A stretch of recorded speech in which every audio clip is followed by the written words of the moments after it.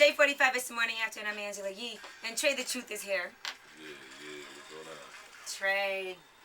All right, so I want to get into this whole thing because it's a story. It's a movie. Yeah, every great person, they got a story to tell. You know? All right, so we start off in Houston, where you're from. Born and raised. Born and raised. That city. Right. And the mayor there loves you. You got Trae Day. Yeah, I got my own holiday, July 22nd. All right, because you do a lot of good for the community. Yeah, most definitely. It don't stop. You know, I was doing something just the other day before I got out here, so. Matter of fact, I got to be back to do the Juneteenth parade for the kids, so, like, that'll never stop, you know. I mean, you even dressed up as Santa Claus, you know. That was crazy. All right, so last year, though, Trae Day, everything went well. 2 days of fun for families and kids, right? Yeah, it was actually a whole day, you know. But, you know, things happen. The event was over with, you know. Actually, it was so many people, the fire marshal ended up closing it down. That was like one of the first times they closed the outside party down. Mm-hmm. But, you know, while everybody was leaving, you know, all the entertainers made it safely out of there. I guess some little young kids decided to start squabbling, and, you know, one of them ain't want to fight, so he pulled out a pistol and started going retarded. And, I think like maybe 6 people got hit, you know what I'm saying? But long story short, they ended up kind of leaning it towards, it came from the people that I represent, for the people who I'm out here dealing with on the daily. You know, they feel like it was my fault. But, you know, shit happened, man. I mean, of course, if you do an event like that, you would never, ever want something like that to happen. That goes totally against the whole point of what it is. Yeah, and on top of that, you know, a lot of people they fail to realize, man, that ain't no gangster move. Cause even coming up with a lot of the old heads over me, every real G I knew, you know, we abided by the same codes. You know, we don't fuck with kids, and we don't handle women a certain way. You know what I'm saying? So a lot of niggas got that shit confused over the years, and sometimes niggas don't care, but they don't understand you really disrespecting the code. Cause any real nigga gonna be for family and for what's right. You know, when a nigga get out of line, we gonna get out there and handle that. Okay. But you got some niggas who like to wild out and just try and prove themselves for other people. Like, real niggas ain't got to do that type shit. And do they know who it was? And yeah, the niggas turned themselves in. Okay. All right.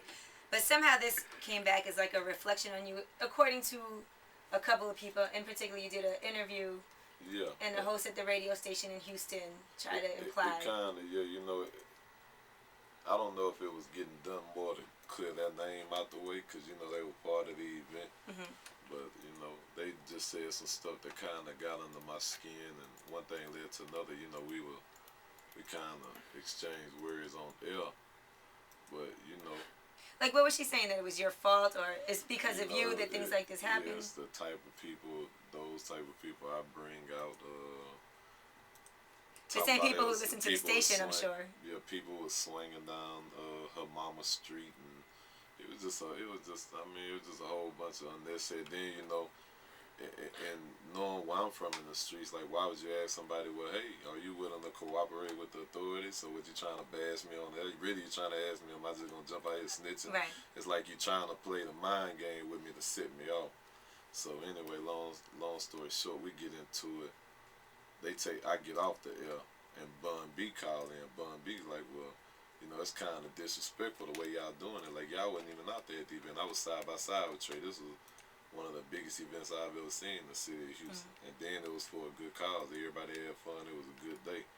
So, you know, I called them off the air. And, you know, I told them, like, man, if you're going to do it like that, I prefer y'all don't play with me like that. You know what I'm saying? Long story short, if you wasn't in here to try and correct the situation, what you interviewed me for. Right. So, you know, everybody, they laughed it off. You know, the host was still shooting their little slugs on the air.